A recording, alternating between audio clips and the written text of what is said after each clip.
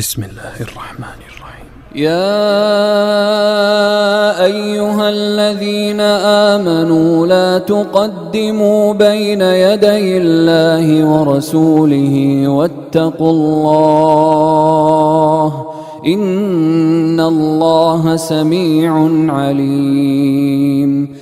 يا أيها الذين آمنوا لا ترفعوا أصواتكم فوق صوت النبي ولا تجهروا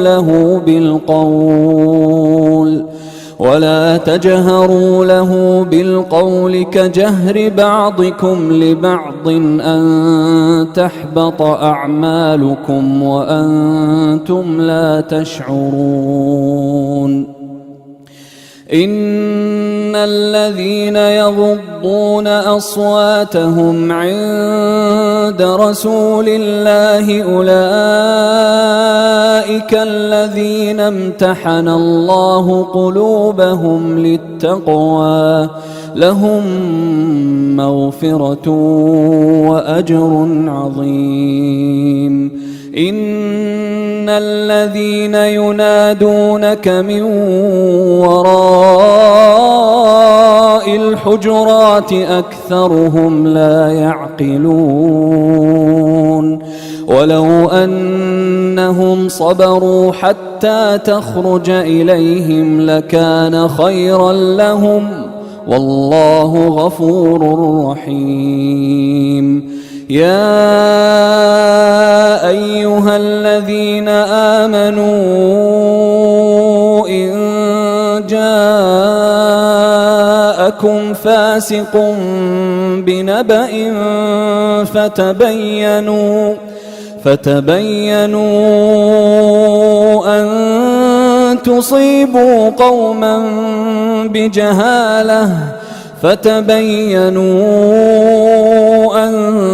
تصيبوا قوما بجهالة فتصبحوا على ما فعلتم نادمين. واعلموا أن فيكم رسول الله لو يطيعكم في كثير من الأمر لعنتم ولكن الله حبب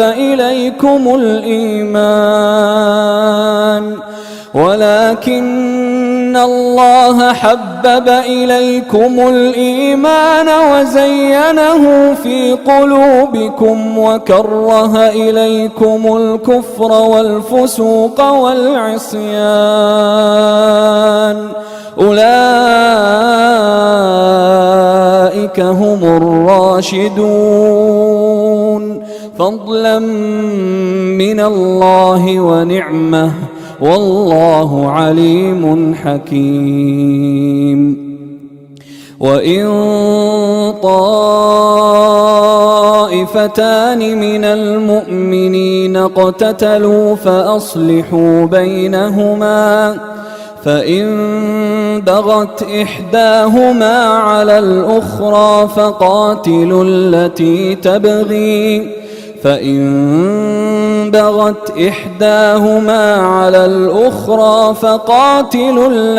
تبغي حتى تفيء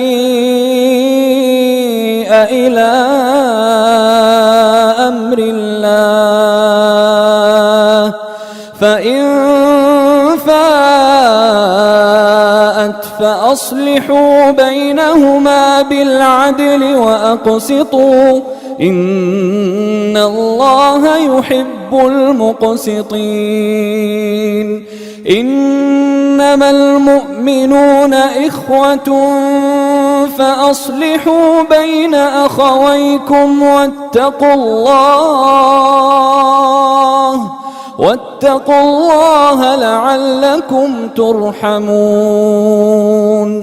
يا أيها الذين آمنوا لا يسخر قوم من قوم عسى أن يكونوا خيرا منهم ولا نساء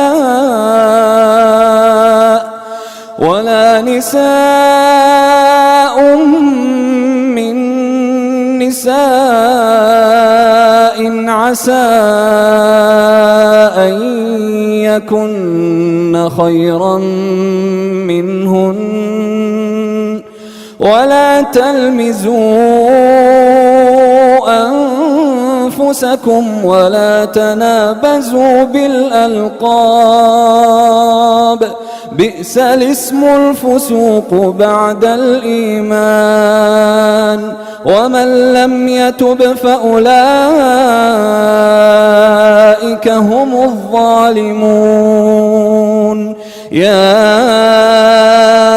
أيها الذين آمنوا اجتنبوا كثيرا من الظن إن بعض الظن إثم ولا تجسسوا ولا يغتب بعضكم بعضا أيحب أحدكم أن يأكل لحم أخيه ميتا فكرهتموه واتقوا الله إن الله تواب رحيم يا أيها الناس إنا خلقناكم من ذكر وأنثى وجعلناكم شعوبا وقبائل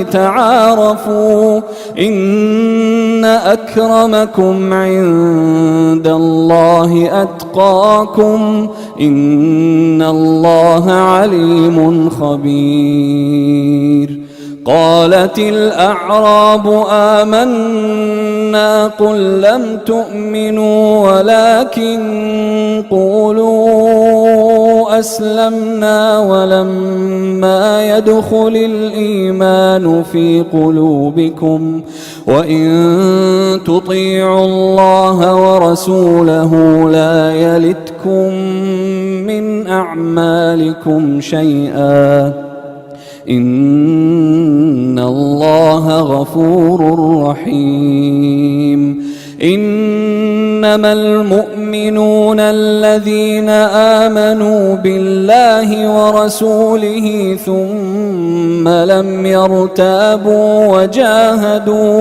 وجاهدوا بأموالهم وأنفسهم في سبيل الله أولئك هم الصادقون قل أتعلمون الله بدينكم والله يعلم ما في السماوات وما في الأرض والله بكل شيء عليم يمنون عليك أن أسلموا قل لا تمنوا علي إسلامكم بل الله يمن عليكم أن هداكم للإيمان إن كنتم صادقين إن الله يعلم غيب السماوات والأرض والله بصير بما تعملون.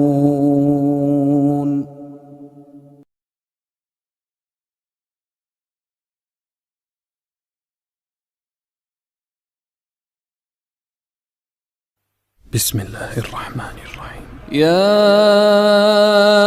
أيها الذين آمنوا لا تقدموا بين يدي الله ورسوله واتقوا الله إن الله سميع عليم. يا أيها الذين آمنوا لا ترفعوا أصواتكم فوق صوت النبي ولا تجهروا له ولا تجهروا له بالقول كجهر بعضكم لبعض أن تحبط أعمالكم وأنتم لا تشعرون. إن الذين يغضون أصواتهم عند رسول الله أولئك الذين امتحن الله قلوبهم للتقوى لهم مغفرة وأجر عظيم. إن الذين ينادونك من وراء الحجرات أكثرهم لا يعقلون. ولو أنهم صبروا حتى تخرج إليهم لكان خيرا لهم والله غفور رحيم. يا أيها الذين آمنوا إن جاءكم فاسق بنبأ فتبينوا أن تصيبوا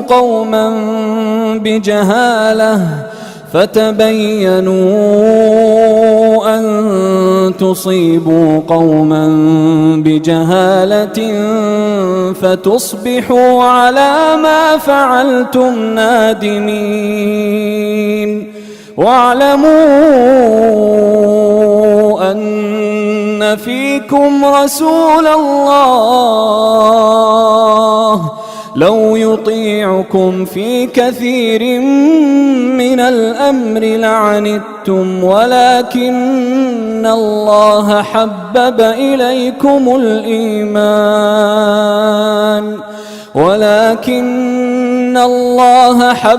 إليكم الإيمان وزينه في قلوبكم وكره إليكم الكفر والفسوق والعصيان أولئك هم الراشدون فضلا من الله ونعمة والله عليم حكيم. وإن طائفتان من المؤمنين اقتتلوا فأصلحوا بينهما فإن بغت إحداهما على الأخرى فقاتلوا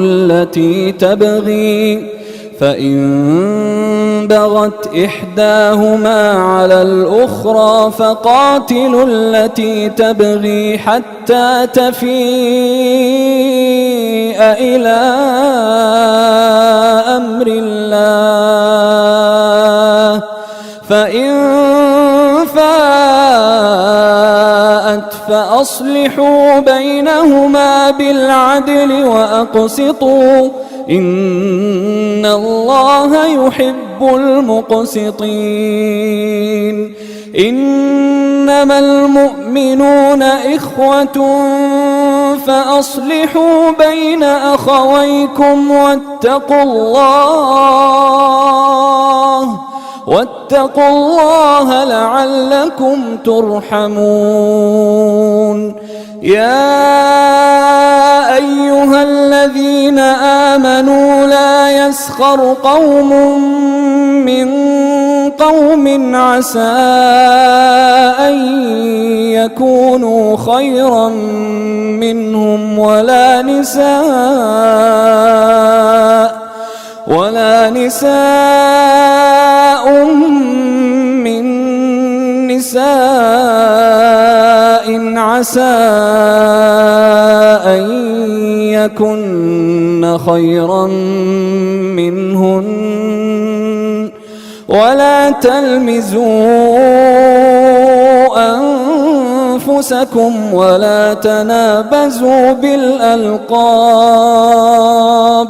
بئس الاسم الفسوق بعد الإيمان ومن لم يتب فأولئك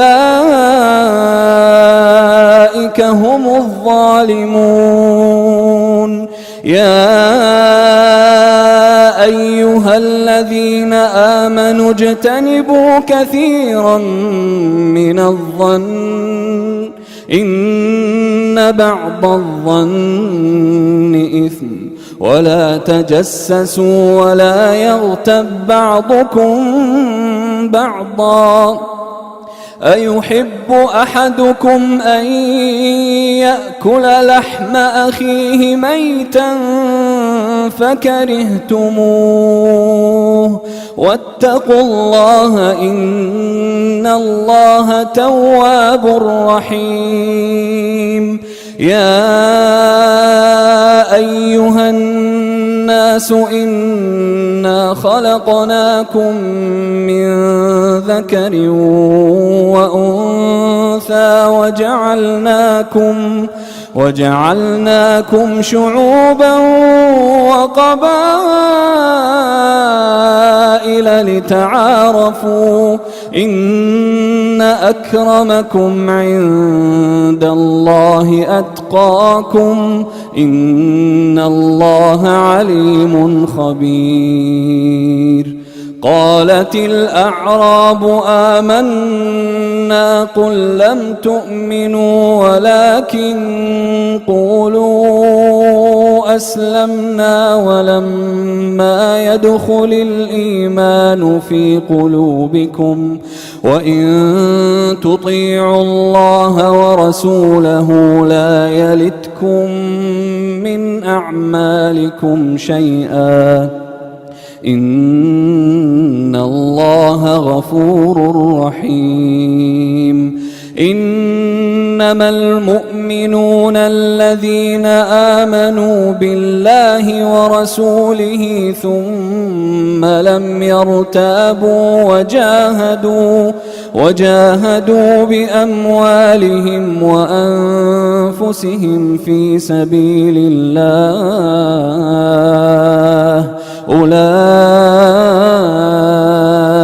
هم الصادقون قل أتعلمون الله بدينكم والله يعلم ما في السماوات وما في الأرض والله بكل شيء عليم يمنون عليك أن أسلموا قل لا تمنوا علي إسلامكم بل الله يمن عليكم أن هداكم للإيمان إن كنتم صادقين إن الله يعلم غيب السماوات والأرض والله بصير بما تعملون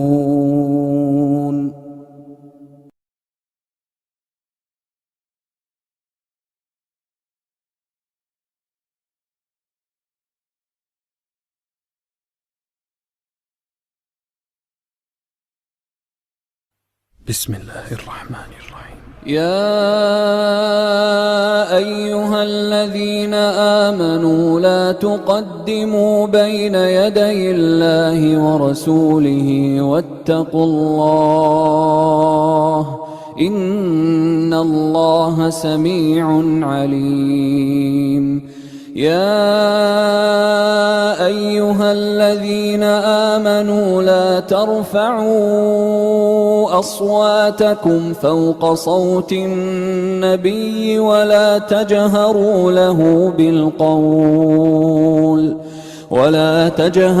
له بالقول كجهر بعضكم لبعض أن تحبط أعمالكم وأنتم لا تشعرون إن الذين يغضون أصواتهم عند رسول الله أولئك الذين امتحن الله قلوبهم للتقوى لهم مغفرة وأجر عظيم إن الذين ينادونك من وراء الحجرات أكثرهم لا يعقلون ولو أنهم صبروا حتى تخرج إليهم لكان خيرا لهم والله غفور رحيم يا أيها الذين آمنوا إن جاءكم فاسق بنبأ فتبينوا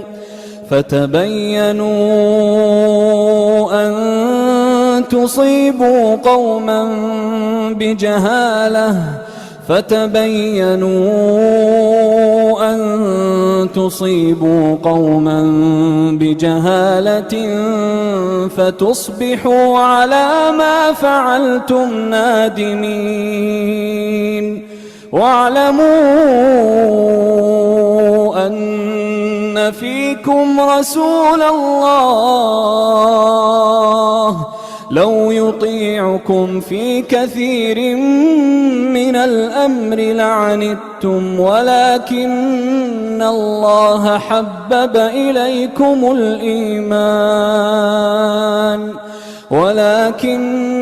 الله حبب إليكم الإيمان وزينه في قلوبكم وكره إليكم الكفر والفسوق والعصيان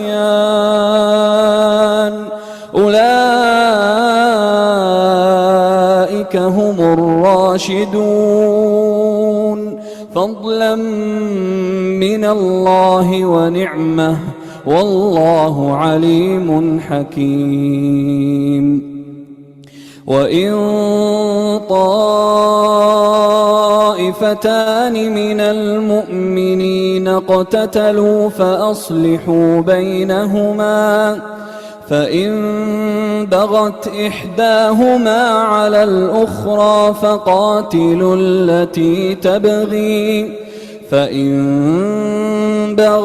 إحداهما على الأخرى فقاتلوا التي تبغي حتى تفيء إلى أمر الله فإن فاءت فأصلحوا بينهما بالعدل وأقسطوا إن الله يحب المقسطين إنما المؤمنون إخوة فأصلحوا بين أخويكم واتقوا الله لعلكم ترحمون يا أيها الذين آمنوا لا يسخر قوم من قوم عسى أن يكونوا خيرا منهم ولا نساء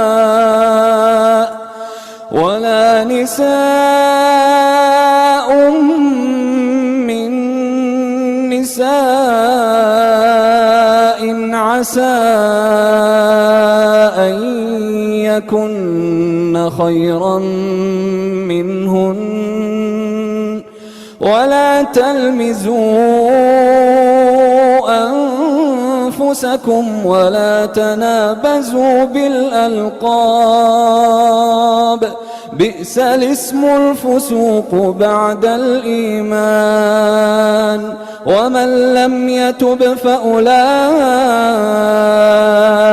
هم الظالمون يا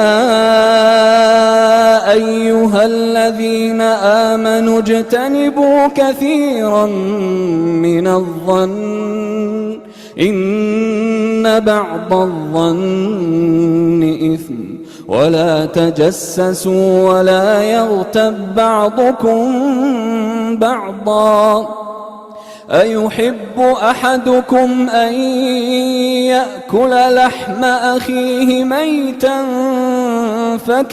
فكرهتموه واتقوا الله إن الله تواب رحيم يا أيها الناس إنا خلقناكم من ذكر وأنثى وجعلناكم شعوبا وقبائل لتعارفوا إن أكرمكم عند الله أتقاكم إن الله عليم خبير.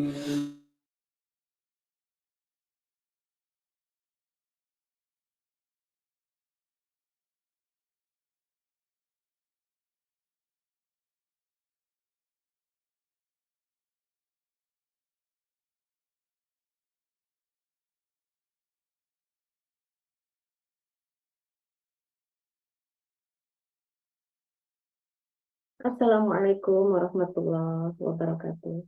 Waalaikumsalam. Baik, para jamaah yang sudah hadir, mohon bersiap karena sebentar lagi kelas Zoom akan segera dimulai dan diharapkan untuk jamaah selalu menjaga adab-adab serta menggunakan pakaian terbaik sesuai syariat. Terima kasih. Dan nanti kita akan mulai kembali untuk kajian berikutnya.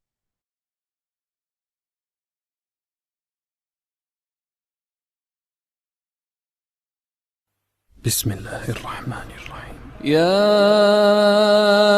أيها الذين آمنوا لا تقدموا بين يدي الله ورسوله واتقوا الله إن الله سميع عليم. يا أيها الذين آمنوا لا ترفعوا أصواتكم فوق صوت النبي ولا تجهروا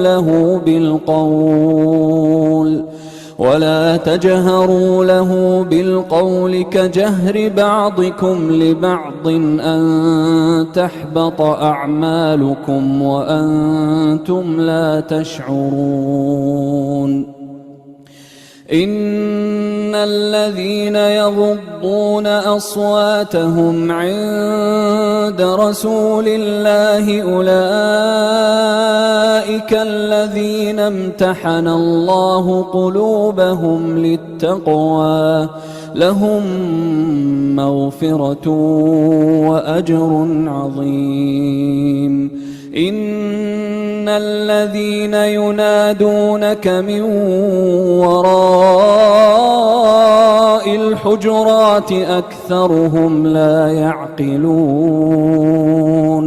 ولو أنهم صبروا حتى تخرج إليهم لكان خيرا لهم والله غفور رحيم. يا أيها الذين آمنوا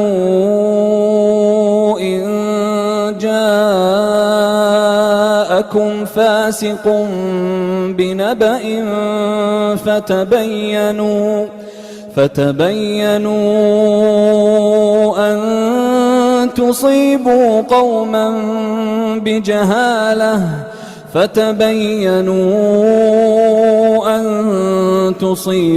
قوما بجهالة فتصبحوا على ما فعلتم نادمين. واعلموا أن فيكم رسول الله لو يطيعكم يطيعكم في كثير من الأمر لعنتم ولكن الله حبب إليكم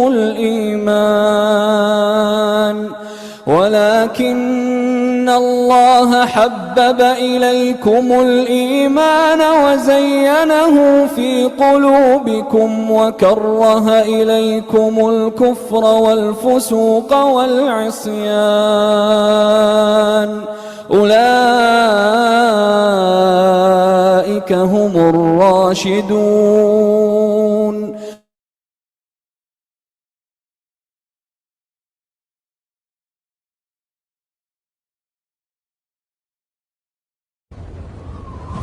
بسم الله الرحمن الرحيم.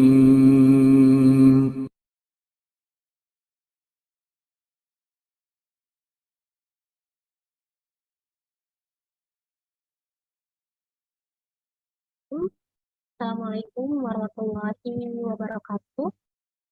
Alhamdulillahirrahmanirrahim. Wabisnasta'in ala umuruddin. Wa asyhadu an la ilaha illallah wahdahu la syarika lah. Wa ana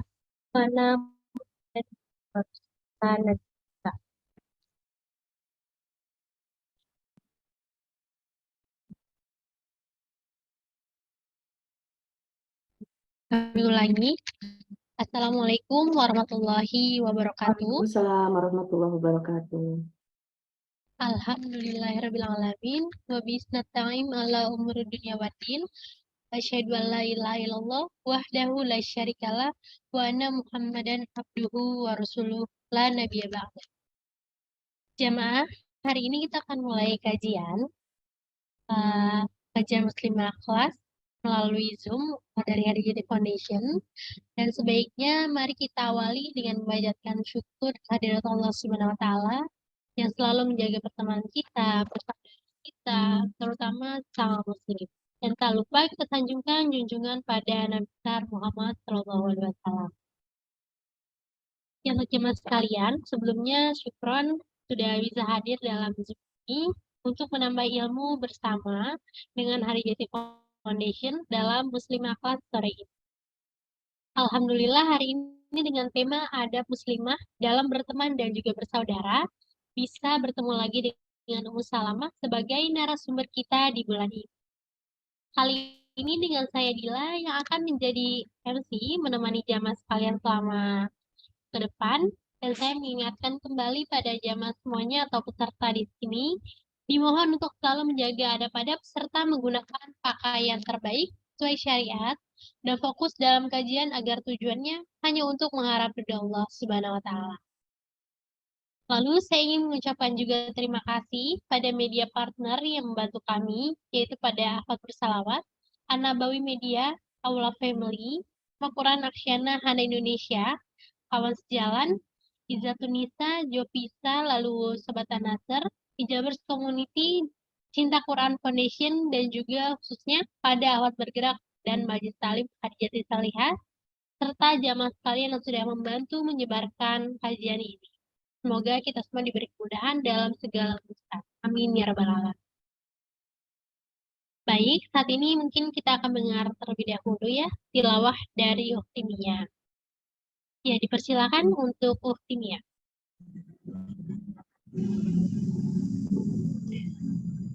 Baik, Assalamualaikum warahmatullahi wabarakatuh.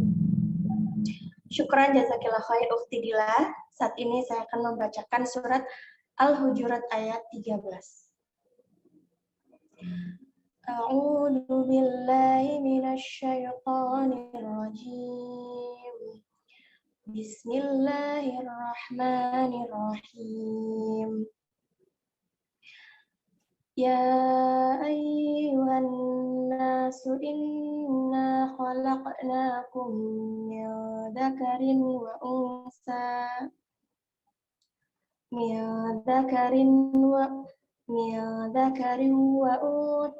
wa ja'alnakum syu'uban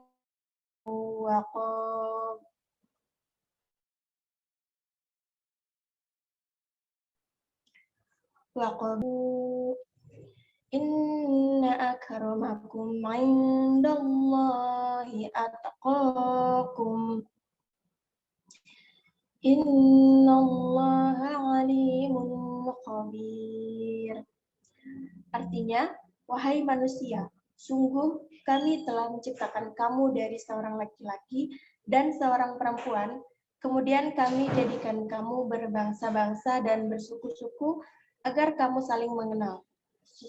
Sesungguhnya yang paling mulia di antara kamu di sisi Allah ialah orang yang paling bertakwa. Sungguh Allah Maha Mengetahui, Maha Teliti. Shadaqallahul Adzim. Baik, saya kembalikan kepada Ukhti Dilah. Wassalamualaikum warahmatullahi wabarakatuh. Waalaikumsalam. Waalaikumsalam warahmatullahi wabarakatuh. Jazakillah khair untuk Ukhti Mia, Masya Allah, tabarakallah, dengan tilawah yang dibacakan. Ya, kali ini saya akan membaca profil dari Harijati Foundation, yaitu lembaga yang berbasis Islami dan bergerak di bidang sosial, kemanusiaan, dan mengusung misi dakwah, juga pendidikan Al-Quran. Harijati berikhtiar menjadi perantara kebaikan yang menyalurkan dana zakat, infak, sedekah, dan wakaf bagi yang berhak menerimanya di Indonesia, Palestina, dan negeri dunia Islam lainnya yang membutuhkan.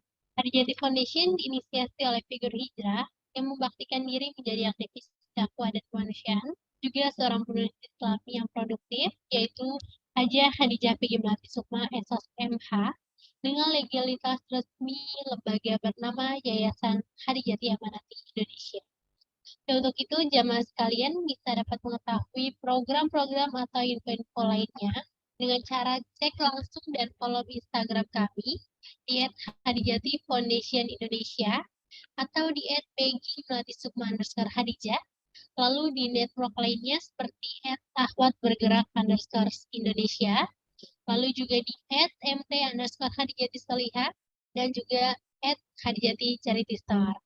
Lalu untuk channel YouTube kami bisa lihat di Harijati Foundation dan juga Ahwat Bergerak Indonesia. Ya, mungkin itulah profil dari Harijati Foundation. Selanjutnya saya akan menampilkan video laporan kurban pada tahun 1444 Hijriah atau 2023 ini. Berikut untuk videonya.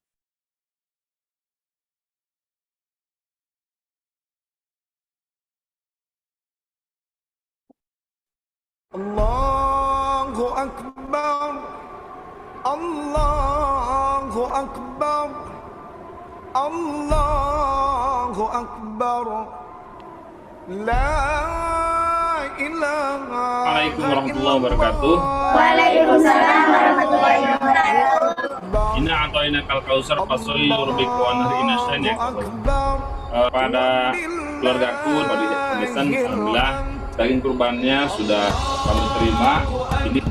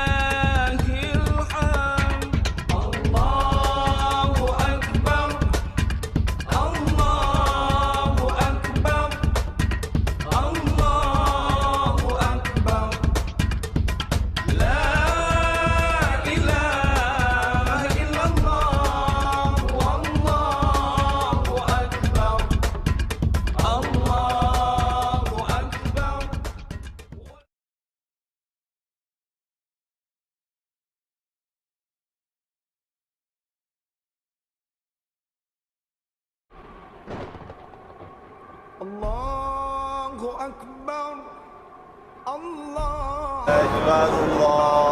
Akbar, La ilaha illallah, La ilaha إلا الله والله أكبر الله أكبر ولله الحمد الله أكبر الله أكبر الله أكبر Assalamu alaikum wa rahmatullahi wa barakatuh. Khadija team just reached the Syrian refugee camps where we're gonna distribute your sacrifice of fresh meat to the neediest Syrian refugee families in North Lebanon. Jazakumullah khairan, Khadija Foundation, the all donors and the people in Indonesia for this Eid Adha and for making the families here feel so happy and feel the true joy of Eid. Jazakumullah khairan.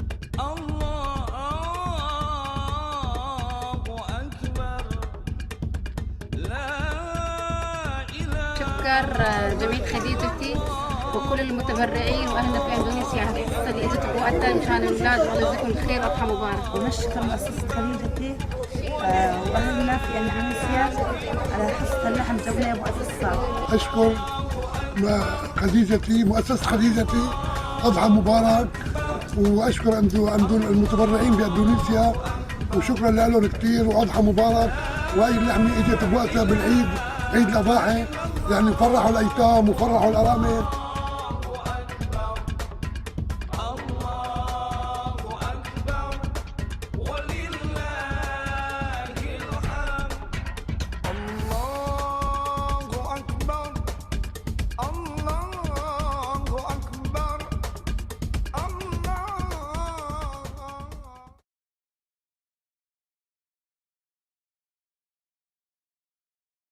Baik, alhamdulillah itulah program kurban hari pada tahun 1444 Hijriah atau 2023 ini. Kami mengucapkan jazakumullah khair, banyak-banyak terima kasih pada jamaah semua yang telah berkurban melalui Yayasan Khadijati Amanat Indonesia. Semoga mendapat banyak berkahan dan menjadi ladang pahala nantinya, dan juga semoga dibalas banyak kebaikan dari Allah. Mungkin jamaah yang belum berkesempatan berkurban tahun ini bersama Khadijati Foundation, jamaah atau akhwati fillah sekalian bisa berdonasi dalam bentuk lain melalui Khadijati Foundation, seperti program kami yaitu bantu pembangunan sumur untuk Afrika. Untuk Indonesia juga ada pembangunan sumur, lalu juga ada program dakwah dan Quran, lalu program Indonesia lainnya selain sumur, dan juga ada program Palestina dan program dunia Islam. Caranya jamaah bisa langsung lihat nomor dan kirim rekening atas nama Yayasan Khadijati Amanat Indonesia. Mungkin bisa dilihat di layar kami. Kemudian atau di flyer-flyer kami juga ada yang tersebar. Lalu ada juga di caption postingan kami. Atau bisa langsung menghubungi nomor online care Khadijati. Ya, sedikit info dari saya mengenai Khadijati Foundation. Selanjutnya, mungkin saya akan membacakan profil dari Ummu Salamah terlebih dahulu. Dan ada dari jamaah yang baru bergabung pada kajian sore ini. Ya, profil beliau yaitu memiliki 4 anak dan 4 cucu. Kemudian pendidikannya di D3 PAP Unpad, lalu Pondok Pesantren Miftah Al-Khair Bandung, Pondok Pesantren Darut Sakofah Cilendek Bogor. Lalu untuk aktivitasnya pembina MT Khairunisa dan MT Khadijah Bogor, lalu menjadi narasumber beberapa majelis taklim di Bogor, menjadi pengisi sifat tahunan Kominfo Bogor, menjadi pembimbing Umroh Syiar Travel Bogor, lalu menjadi pengajar kelas bahasa Arab, metode Ambian dan Jurumiyah. Ya, untuk moto hidup beliau yaitu hidup dan mati untuk memuliakan Islam. Masya Allah, tabarakallah. Mungkin itulah profil singkat dari Ummu Salamah. Saat ini langsung untuk masuk materi, nanti jamaah bisa bertanya pada Ummu Salamah setelah selesai materi. Baik, untuk itu kami persilakan sesi materi dari Ummu Salamah. Dipersilakan Ummu. Assalamualaikum warahmatullahi wabarakatuh. Waalaikumsalam warahmatullahi wabarakatuh. Alhamdulillah, wassalatu wassalamu ala rasulillah wa ala alihi wa sahbihi wa mawalah. Asyhadu an la ilaha illallah wahdahu la syarikalah wa asyhadu anna Muhammadan abduhu wa rasuluhu la nabiyya ba'dah. Alhamdulillah, akhwati fillah yang dirahmati Allah Subhanahu wa taala, pada kesempatan sore hari ini kita akan membahas tentang adab muslimah dalam berteman dan juga bersaudara. Ya, jadi kenapa kita penting membahas tentang adab? Karena ilmu, kalau tidak ada adab, maka ilmu itu akan menjadi tidak ada manfaatnya. Ya, nanti kita akan bahas apa sih adab itu. Karena sebetulnya adab itu juga termasuk dalam salah satu bagian dari bahasa Arab. Ya, jadi adab ini adalah membahas tentang bahasa Arab, bagaimana cara pengungkapan, ya, mentakbirkan bahasa Arab dalam pergaulan sehari-hari, gitu ya. Tapi bukan itu yang akan kita bahas, ya. Bukan adab dalam artian itu dalam bagian ilmu bahasa Arab, tapi adab yang kita bahas adalah bagaimana caranya kita memiliki nah, ini ya. Baik.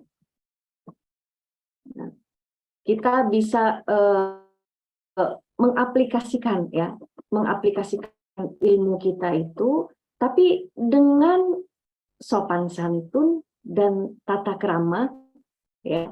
Mungkin itu yang kalau secara bahasa, ya, secara lughahnya adab itu, ya, kalau tunggalnya, kalau mufradnya adabun, kalau jamaknya adabun. Nah, seperti itu ya, bisa dilihat gitu ya. Nah, artinya adalah adab, sopan santun dan tata krama.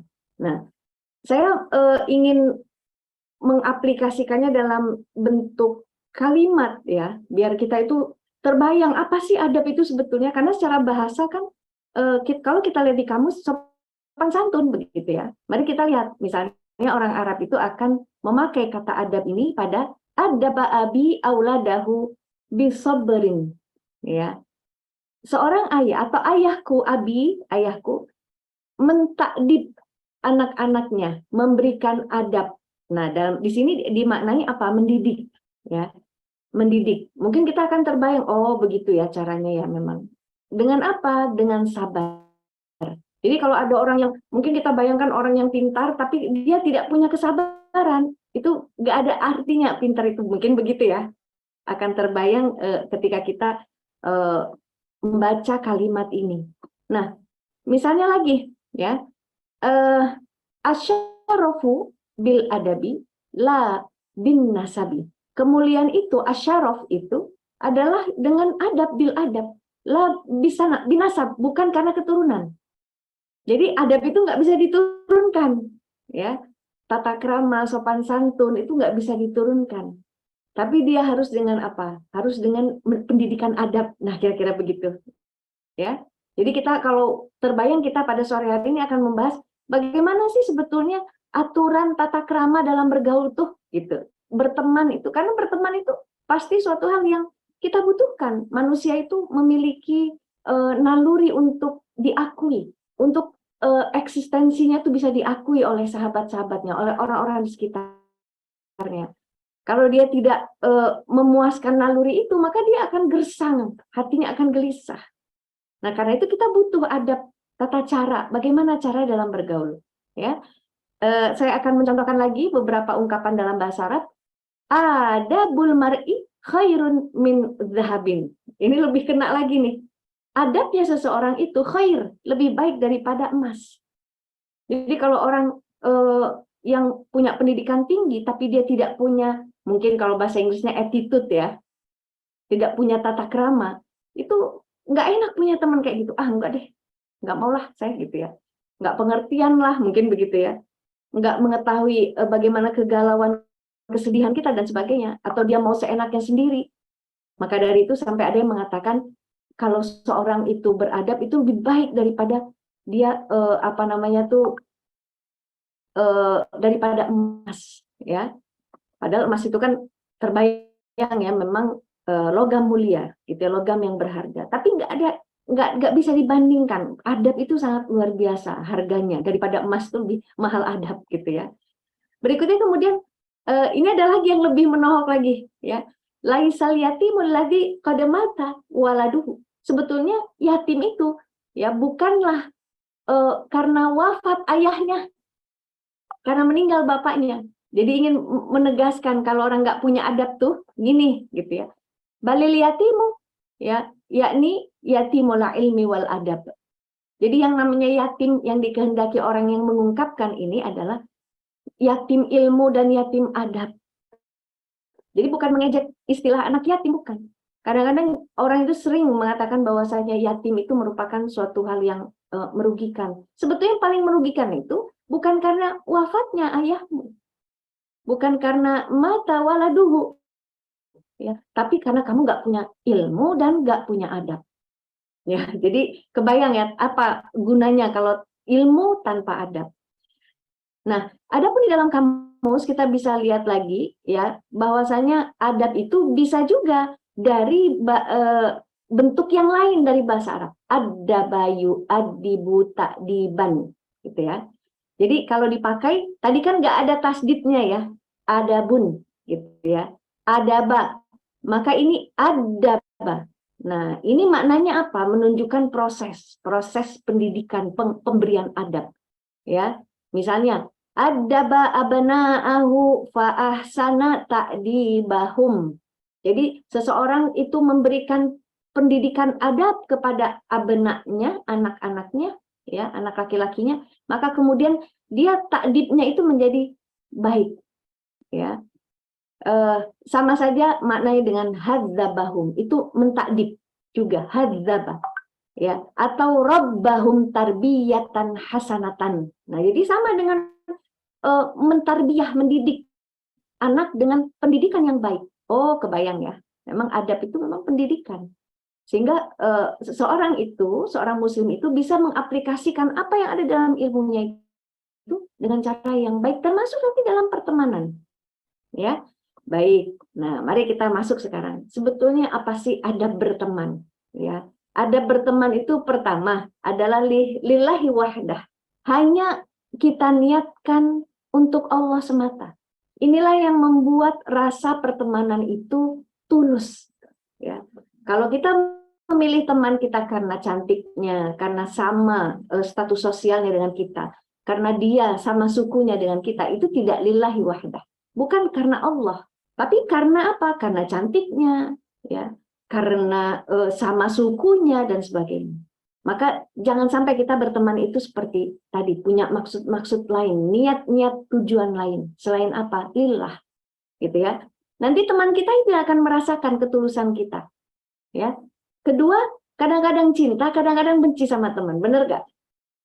Kadang kita clash begitu kan. Tapi upayakan suka dan tidak sukanya itu karena Allah. Apa maksudnya? Kita itu akan membenci perbuatan teman kita. Kita katakan itu salah karena Allah yang melarang perbuatan itu. Kita menyukai perbuatan teman kita itu karena perbuatannya itu dicintai oleh Allah. Dan jangan sampai teman kita itu tidak tahu kalau sebetulnya di dalam diri kita itu punya rasa seperti itu kepadanya. Ya. Kalau punya uang teman kita baru dekat, misalnya gitu ya, apapun salah pun dia, misalnya dia seorang istri, misalnya dia selingkuh, misalnya di hadapan kita dengan laki-laki yang bukan suaminya, jelas, karena dia memang uang yang kita manfaatkan, kita diam saja. Nah itu namanya cinta dan bencinya bukan karena Allah, ya, tapi karena apa? Karena ya satu dan lain hal, dan itu berbahaya. Ya, berteman seperti itu tuh berbahaya. Makanya cinta dan bencinya harus karena Allah Subhanahu wa taala. Nah, yang ketiga, berteman dalam kebaikan. Mahwa ma'ruf. Apa itu ma'ruf, kebaikan? Ma'ruf itu adalah sesuatu yang baik menurut Islam. Itu ma'ruf. Misalnya, ada perintah seorang suami itu untuk mu'asyarah bil ma'ruf, bergaul dengan cara yang ma'ruf dengan istrinya. Apa itu? Bukan memuja-muja, memuji-muji istri terus, nggak pernah marah misalnya begitu ya. Kalau istrinya salah, bukan. Tapi memang baik. Jadi dia itu tidak mau istrinya itu misalnya auratnya ditampakkan kalau di depan orang yang bukan mahram, contoh begitu. Itu ma'ruf tuh begitu. Tidak membiarkan istrinya kelaparan, tidak pelit pada istrinya misalnya gitu. Itu ma'ruf, itu begitu baik. Tapi dia ada standarnya. Apa itu? Dalam Islam standarnya. Nggak boleh membiarkan keluarga kelaparan. Nah, begitu juga kita berteman. Ketika berteman dalam kebaikan itu, maka kita itu tidak akan membiarkan teman kita itu terjerumus pada kesalahan. Menurut Allah, kita tidak biarkan sahabat kita itu berdagang narkoba misalnya. Kita tidak biarkan ada niat misalnya terucap. Karena kan sahabat itu kan tempat kita curhat ya. Saya itu mau jual diri aja lah. Baru niat gitu, ya Allah, jangan. Itu adalah perbuatan haram. Karena kita itu bersahabat dalam kemakrufan. Ya, dalam kebaikan. Nah, keempat, penting ini ada berteman ini. Perhatikan lawan jenis yang bukan mahram. Karena apa? Memang teman itu yang namanya asdiqa, ya. Yang namanya teman itu bisa laki-laki, bisa perempuan. Cuma memang ada batas. Ada batas yang Islam itu mengatur. Nah, inilah nanti saya akan memasukkan di dalam pembahasan yang cukup rinci. Bagaimana caranya kita itu bisa membatasi sehingga aman hubungan pertemanan kita itu menurut Islam, ya. Nah, sahabat-sahabat yang dirahmati Allah, saya berikan kata-kata begini: dengan Islam maka berteman itu tidak akan menimbulkan kerusakan dalam relasinya. Jadi kita akan berelasi ya. Ketika kita berteman itu kita ada hubungan dengan teman kita itu. Kira-kira hubungan itu membuat rusak nggak? Misalnya beginilah ya. Kita berteman dengan seseorang, orang tuanya tuh khawatir nggak kalau anaknya berteman dengan kita? Biasanya kekhawatirannya apa? Anaknya atau sahabat kita itu akan rusak begitu. Nah, itu jangan sampai ada fasad ya, kerusakan yang dimunculkan dalam hubungan pertemanan. Begitu juga misalnya kita berteman dengan istri seseorang gitu ya. Kira-kira suaminya itu khawatir tidak kalau istrinya berteman dengan kita, atau kita punya teman? Bagaimana kalau ibu-ibu punya teman? Punya anak dan anaknya itu berteman, undang ke rumah. Makanya saya itu tidak pernah menolak kalau anak saya misalnya, Umi ada yang mau ke rumah, ada yang mau nginep. Tentu biasanya kalau anak saya perempuan ya perempuan begitu ya, yang mau nginep itu saya persilakan datang. Di situ saya akan berkenalan dengan anak-anak teman gitu ya. Karena apa? Kita akan melihat kira-kira bagaimana hubungan pertemanan mereka ini. Kalau anak kita salah, kita ingatkan gitu ya. Dia tidak hanya membela anak kita saja, nggak boleh berteman seperti itu. Kalau memang anak kita salah, jangan sampai menjadikan temannya itu menjadi rusak. Nah, karena itu berteman sekarang ya, yang kalau laki-laki dengan laki-laki, perempuan dengan perempuan kan untuk seksis atau pandangan yang syahwat seharusnya tidak ada. Normalnya begitu. Ya, berbeda kalau sudah ada kecenderungan yang salah, maka kecenderungan yang salah dalam pandangan Islam itu harus diluruskan segera itu. Tidak boleh dibiarkan, ya, karena kita ini punya syariat, punya aturan. Nah, namun dalam Islam itu sejatinya kalau perempuan dengan perempuan itu kan hubungannya aman sebetulnya. Pernah tidak sekolah sebagus apapun di Eropa lah, gitu ya, buat asrama laki perempuan itu enggak. Asrama itu perempuan dengan perempuan, itu sudah lalu fitrah seperti itu.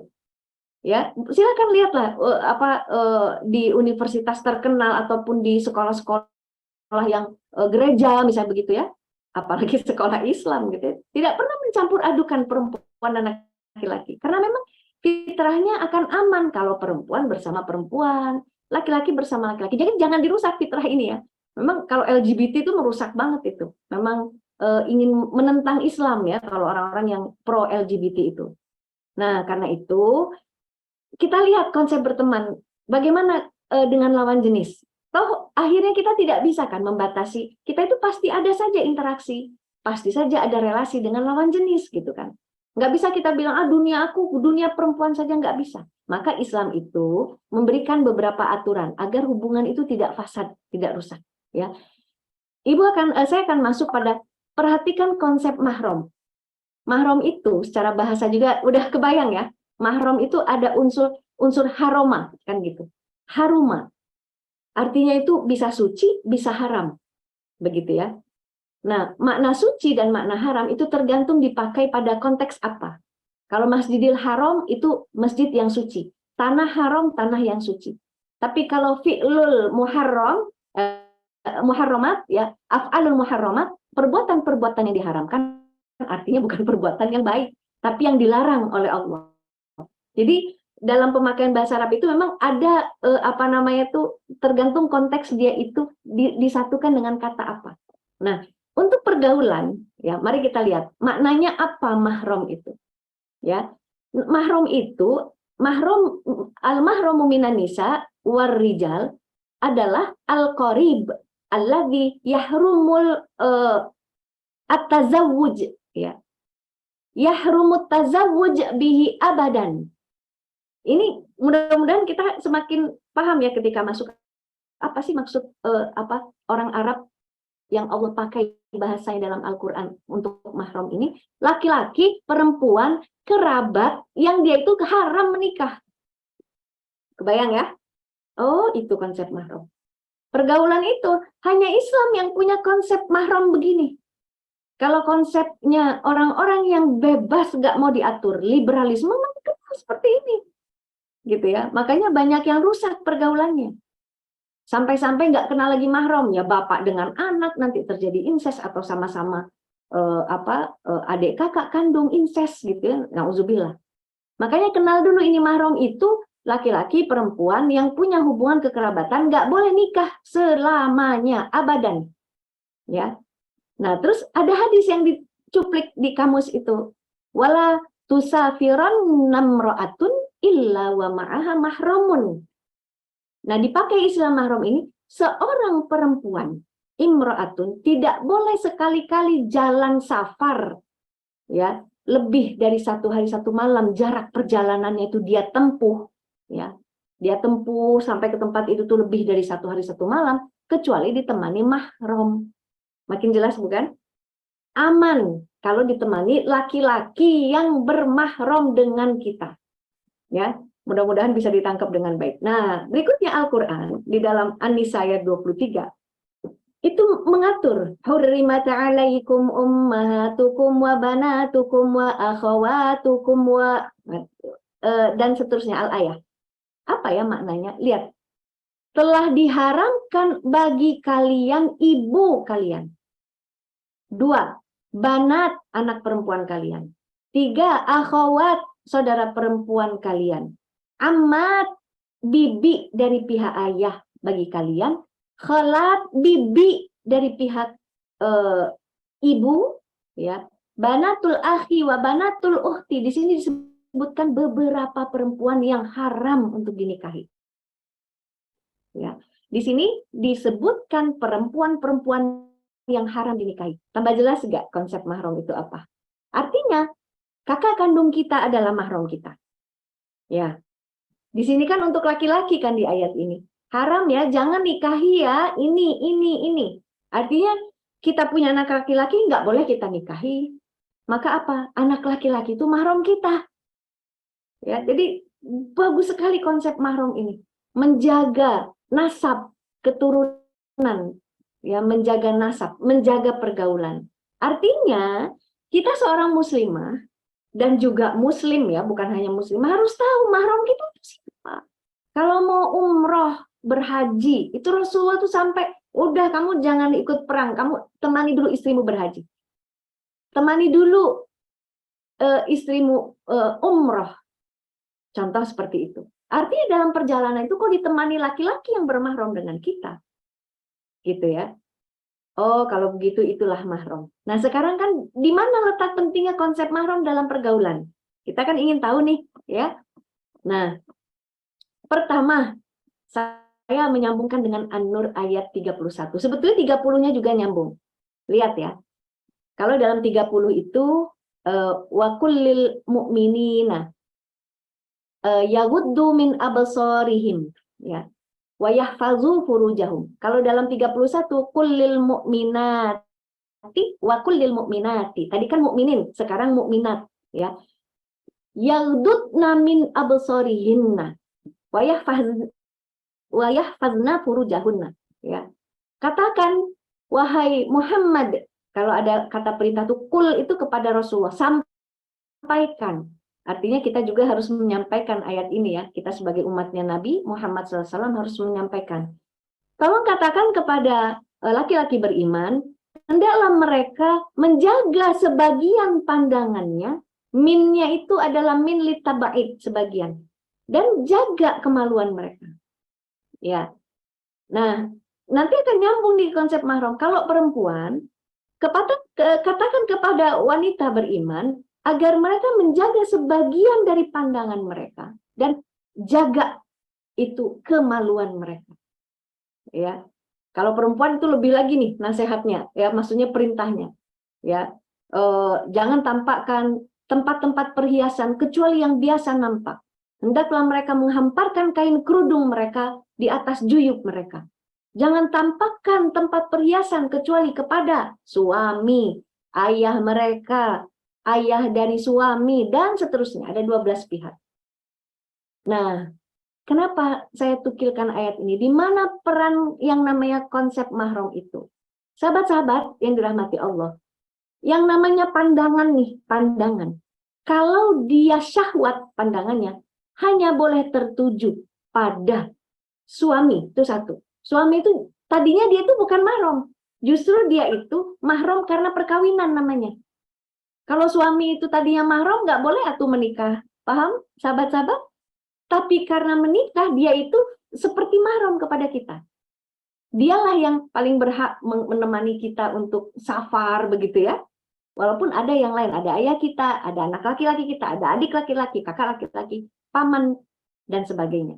Ya, itu harus kita kenal konsep itu. Nah, tapi dalam pergaulan ini, kenapa perempuan dan laki-laki yang beriman harus menahan sebagian pandangannya? Maknanya kalau pandangan itu seksis, syahwat, maka harus dia alihkan pandangannya ketika dia bergaul. Nah, tentu kan di sini kita bicara, oh pasti perempuan ini sedang berhadapan dengan laki-laki, begitu, yang bukan mahramnya. Maka apa tugasnya? Bukan dia bersembunyi, atau dia misalnya membawa kain, nggak mau ngelihat, enggak seperti itu. Tapi dia itu akan berhadapan dengan laki-laki itu dengan pakaian yang sempurna, tertutup auratnya, memakai jilbab, memakai khimarnya, lantas dia berkontakkan dengan laki-laki itu, dia kontaknya pun kontak yang insaniyah, bukan silah jinsiyah, bukan kontak yang seksis, misalnya berdua-duaan, cekikikan. Tapi yang manusiawi itu misalnya memang kita punya urusan tentang pembelajaran itu, tentang proyek itu, ya sudah kita berbicara tentang itu. Ya. Maka kalau ada pandangan yang berubah dari laki-laki atau perempuan yang sedang bergaul itu, misalnya, ih cantik banget ya, ih ganteng banget ya, ih lucu banget deh dia. Maka itu tugas kita yang teralihkan untuk mengalihkan pandangan. Makanya disitulah harus tahu konsep mahram itu. Artinya kalau kita bergaul bukan dengan mahram, hati-hati. Jaga pandangannya. Laki-laki juga begitu. Kalau dia yang berubah pandangannya karena melihat kita, tugas dia untuk merubah pandangannya. Begitu. Ya, agar dia tidak memandang kita secara seksis. Makanya hati-hati, itu pandangan loh, pandangan. Dan akan ditampakkan apalagi dengan kata-kata. Ih kamu ganteng deh misalnya. Kalau sudah begitu, kamu cantik deh. Itu jangan diterima. Masa sih? Ah itu menyangkut namanya. Padahal dia bukan mahram kita. Padahal dia itu hubungannya harus dijaga tidak berbelok ke arah syahwat. Ketika ada kata-kata seperti itu, kita terpesona dengan menjawab, masa sih? Kamu juga lo ganteng. Nah udah itu haram hubungan seperti itu. Nah, itu ya. Berikutnya, nah, dengan konsep mahram ini, sahabat-sahabat sekalian, semakin jelas kenapa dalam Islam itu haram khalwat, berdua-duaan yang bukan mahram. Wajib menahan pandangan sebagian. Jadi pandangan yang tidak syahwat itu silakan saja. Ya, bagaimana? Apa yang bisa saya bantu, Pak? Udah, jangan gayanya dibuat-buat melenggak-lenggok, mulutnya dibuat-buat agar kelihatan cantik gitu ya. Enggak, biasa saja. Jangan berupaya seperti kumbang yang sedang menarik lawan jenis. Itu jangan tampakkan itu. Karena bisa jadi pakaian rapi tapi tata cara bergaul kita ini menarik pasangan lawan jenis gitu ya. Itu hati-hati. Ya, sampai berjalan, sampai cara bicara gitu ya. Kata orang serem banget sih tuh neng itu teteh itu ibu. Ya nggak apa-apa, asal jangan kita nggak beradab aja, kita tampar misalnya, kita tendang orang. Nah itu kan nggak boleh. Kita bisa bilang, ya apa yang bisa saya bantu? Ya, terima kasih. Sudah, stop. Percayalah, ya, yang seperti itu tidak akan merusak hubungan pertemanan. Ya. Nah, safar wajib dengan mahram itu buntutnya istilahnya. Salah satu kaitan-kaitannya, kenapa harus mengenal konsep mahram? Nah, jadi saya menyimpulkan nih sahabat-sahabat. Islam itu kalau kita pakai dalam pertemanan, dalam pergaulan, dalam persaudaraan, mana yang mahram, mana yang bukan, itu akan menimbulkan kebaikan. Jadi gini ya, ini saya diingat pesan saya ya. Rumah tangga yang Islami pasti sakinah mawaddah warahmah, berkah. Rumah yang Islami di dalamnya ditegakkan aturan Islam gitu ya, mana ruang khusus, tempat istrinya, anak-anaknya nggak pakai kerudung gitu ya, dia tutup pagarnya tinggi, itu namanya rumah yang berkah. Memang segala sesuatu yang ditempel dengan Islam ini sesuatu yang menimbulkan keberkahan, walaupun semua ada proses ya. Pergaulan juga begitu. Kalau mau pergaulan itu berkah, tidak menimbulkan kerusakan, tidak menimbulkan efek-efek ya, misalnya sampai bercerai kita suami istri, sampai rusak, sampai berzina, naudzubillah, tsumma naudzubillah. Maka ambil syariat Islam itu. Itu ya, itu pesan penting. Nah, terakhir ya. Saya akan nanti saya pengennya ini jadi pertanyaan sebetulnya. Gimana sih suka ada yang ngomong begini loh. Kan bebas loh kita berteman itu, nggak apa-apa karena toleran, kita tuh harus toleran. Jangan apa-apa haram. Nanti kita dibilang intoleran. Gitu loh. Saya masih tambahi, padahal apa yang dilakukan dalam pertemanan itu jatuh pada dosa. Wuku' ila dzanbin, jatuh kepada dosa. Nah itu kalau kenapa saya pakai kata jatuh, karena dalam bahasa Arab itu suka terjerumus itu sering menggunakan kata wuku' atau waqa'a. Ya, dia jatuh pada dosa. Maka bagaimana sahabat-sahabat? Apakah kita akan mengatakan, oh demi toleransi misalnya ya? Padahal Islam itu dengan segala aturannya itu sudah sangat paling baik aturan Islam itu. Nggak usah kita cari-cari lagi istilah toleran menurut akal kita sebetulnya. Misalnya gini ya, kalau berteman anak-anak sekarang nih, ngomongnya tuh jorok tuh biasa. Misalnya paling gampang, paling kecil manggil temennya monyet. Nyet. saya ada. Kamu manggil apa? Gitu ya, kebetulan saudara manggil apa? Nyet. Enggak marah temennya, enggak. Seakan-akan itu adalah pertemanan yang asik. Tapi sebetulnya menghina seperti itu bukanlah asik. Siapa yang menghina itu, maka dia terjerumus pada dosa.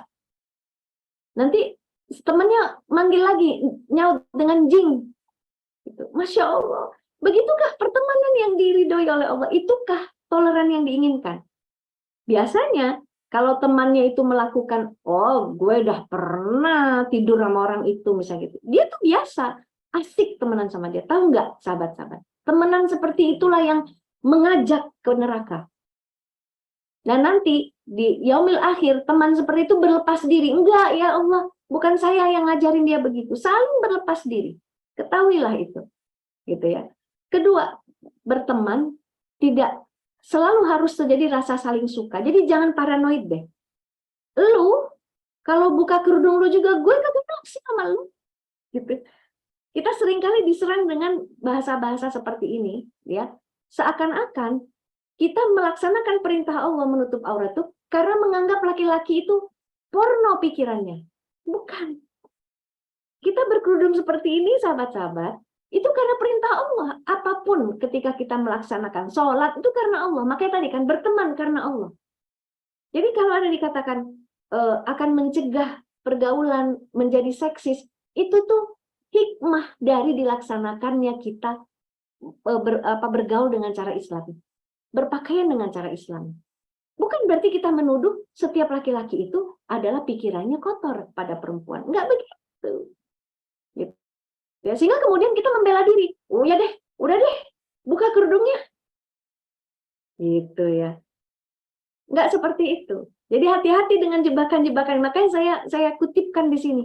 Nah, yang ketiga, berteman jangan dengan pikiran kotor. Apa salahnya sih berduaan dengan teman yang tidak mahram sebetulnya? Emang salah gitu? Sempit amat sih dunia lu, kira-kira gitu ya. Nah, maka sekali lagi saya katakan, jangan sampai kita itu merasa harus membela diri dengan melepas syariat Islam itu. Karena apa? Khalwat itu haram. Karena Allah yang sudah menetapkannya. Bukan karena kita menganggap bahwasanya setiap laki-laki yang berduaan itu akan pasti jahat. Enggak juga, bisa jadi dia itu berdua-duaan enggak ada apa-apa. Tapi ya, orang yang beriman itu harus tahu apa yang dilakukannya berdua-duaan bukan mahram itu sudah salah dalam pandangan Islam. Dia wuku ila danbin. Dia itu sudah terjerumus pada dosa. Gitu ya. Jadi jangan sampai ya dengan pernyataan-pernyataan seperti ini kita merasa bahwa yang namanya teman itu nggak asik kalau dengan Islam, banyak batasan, nggak enak, gitu ya. Jadi enaknya itu nggak ada batasan. Padahal ya, saya tuh kadang ingin bertanya dengan orang yang seperti itu.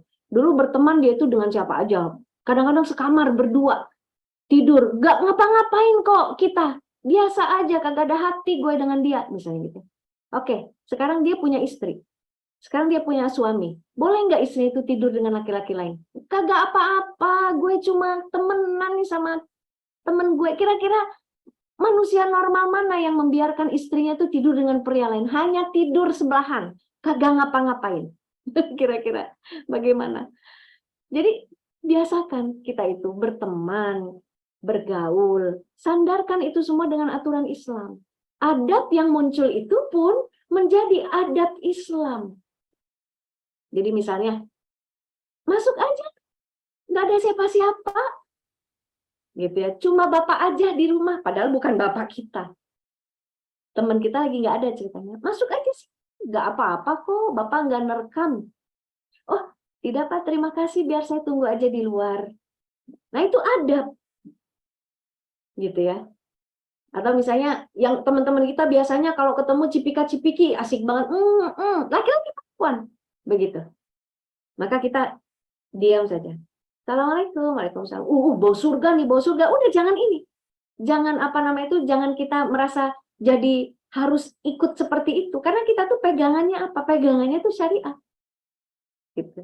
Jadi bukan karena anggapan-anggapan orang yang tidak mengerti terhadap Islam. Gitu ya.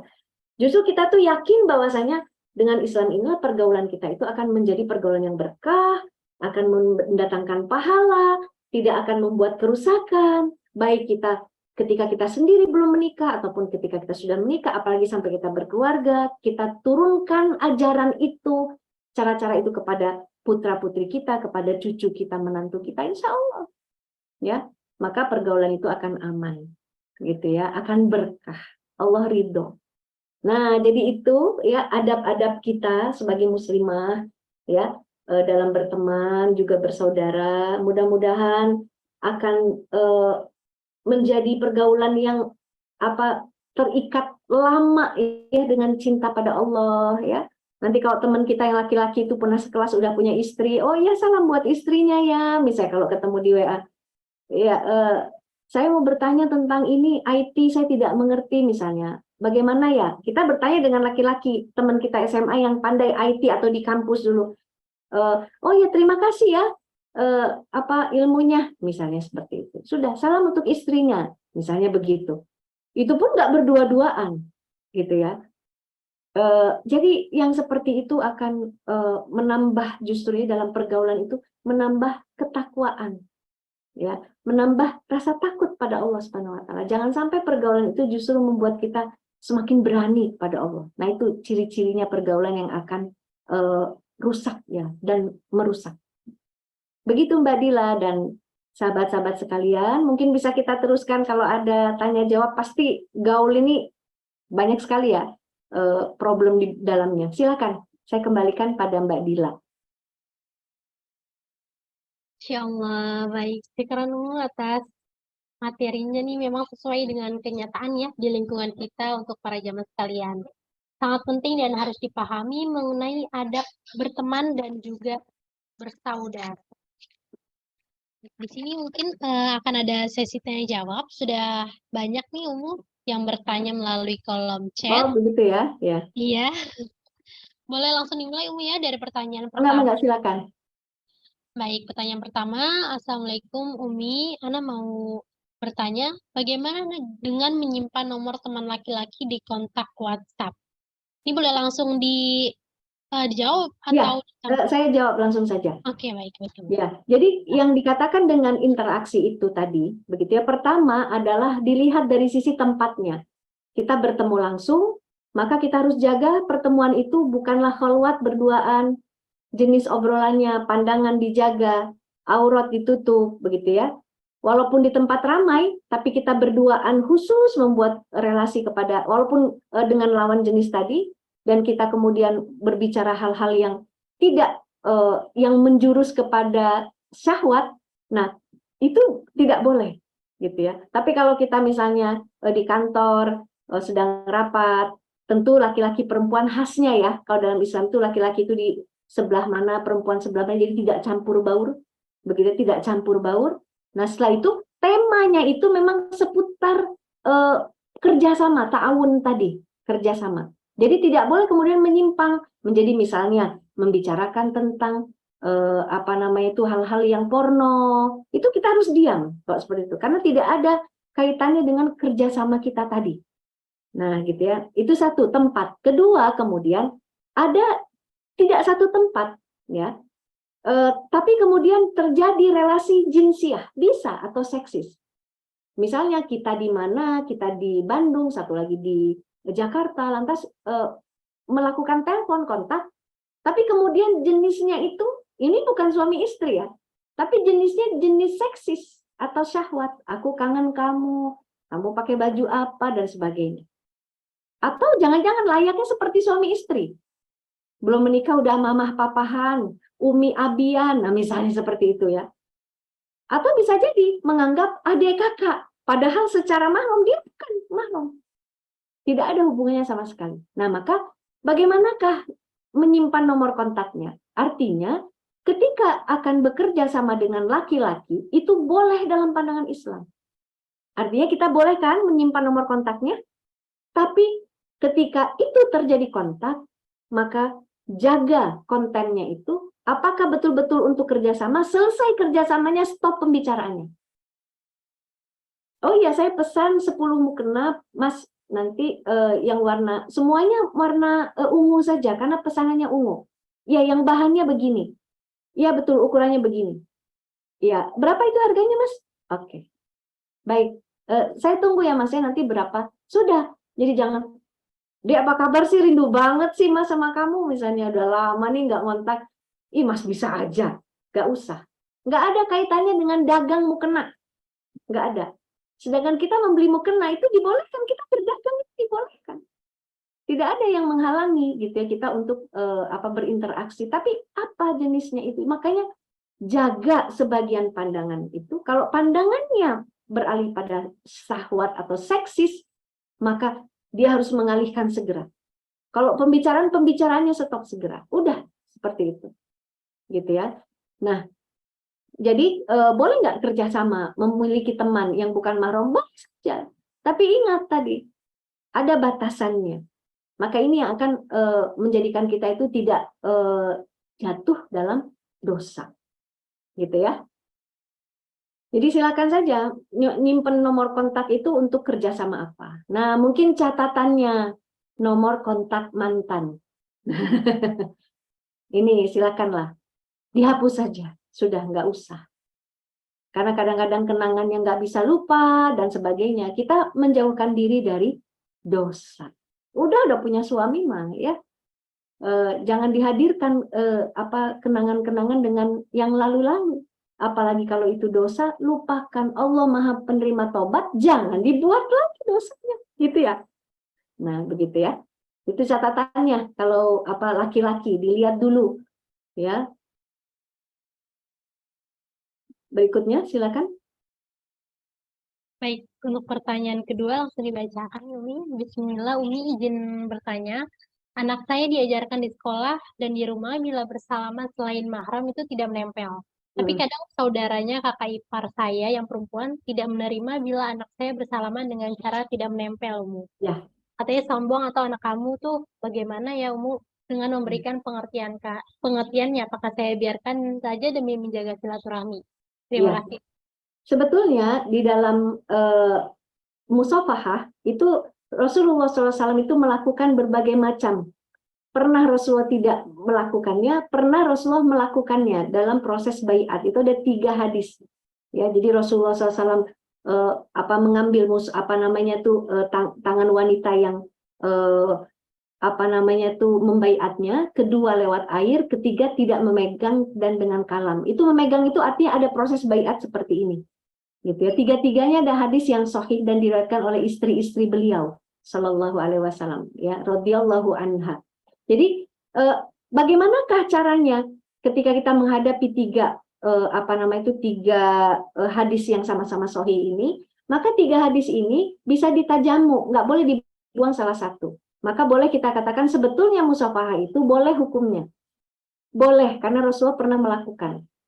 Nah, bagaimana kalau kita mengambil hasil kesimpulan hukum yang haram dari ulama yang lain? Silakan saja, karena itu akan memunculkan perbedaan memang, gitu ya.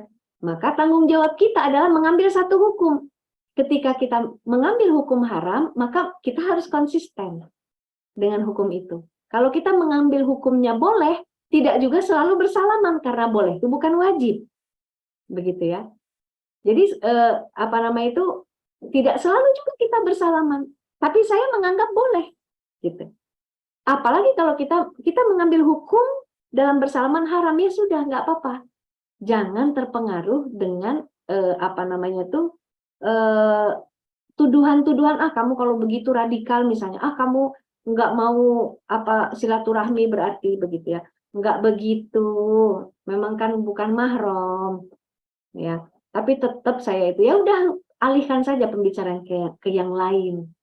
Ya, itu saran saya. Karena kan kebaikan itu kan nggak semata-mata dinilai dari salaman loh. Misalnya, sahabat kita atau saudara kita tuh sedang sakit. Coba transfer uang. Mas, untukmu ya berobat. Udah, gugur semua itu pandangan bahwa kita itu nggak mau bersaudara. Percayalah. Kirim makanan. Udah, yang ada rasa, ya Allah, ini adikku, adik misalnya adik sepupu ini, ternyata dia memang ingin bersaudara dengan saya. Jadi nggak hanya sekadar salaman, itu nasihat dari saya, ya. Mudah-mudahan bisa menjawab ya. Baik, semoga bisa terjawab untuk pertanyaannya ya, untuk pengertiannya sebagai persaudaraan. Lalu untuk berikutnya, Umu, jika teman kita, teman kita itu janda, kemudian teman kita ini ingin selalu ikut acara-acara quality time kita sendiri, seperti suami, anak, dan juga saya sendiri. Bagaimana ya, Mi? Sebenarnya kalau dari saya pribadi kurang sreg bila acaranya seperti itu. Pertama, ini adalah rasa cemburu. Rasa cemburu itu bagus, ya, tapi tidak boleh berlebihan. Karena ingat, yang memiliki paling tinggi rasa cemburu itu hanya Allah.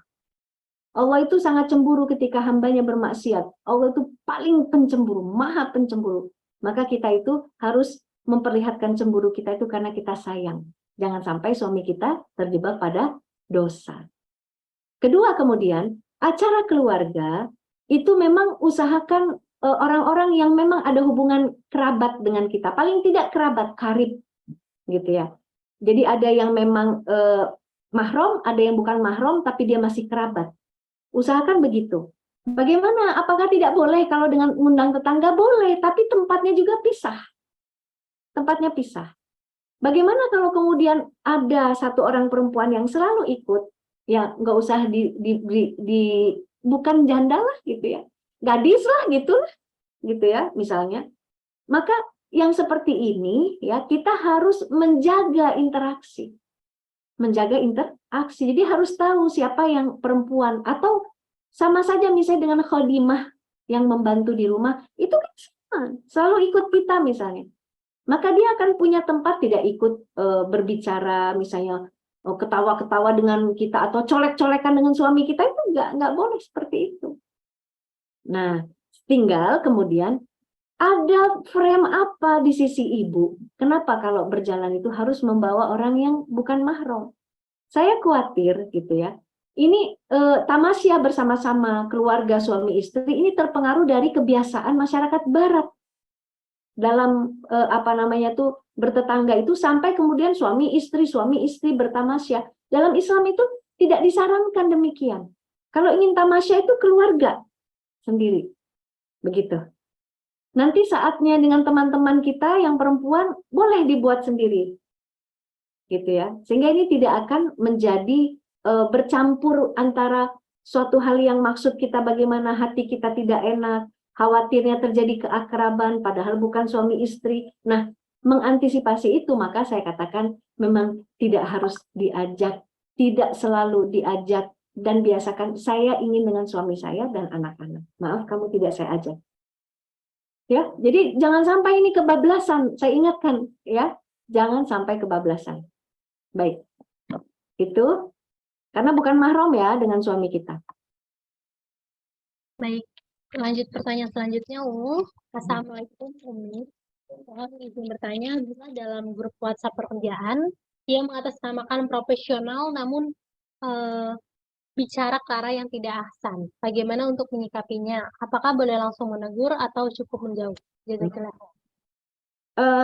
Saya lebih suka begini. Ada perkataan tidak ahsan gini, lihat wajah saya. Gitu aja, diam. Menunjukkan rasa tidak suka. Karena itu sudah selemah-lemahnya iman itu, diam itu. Mau negur boleh.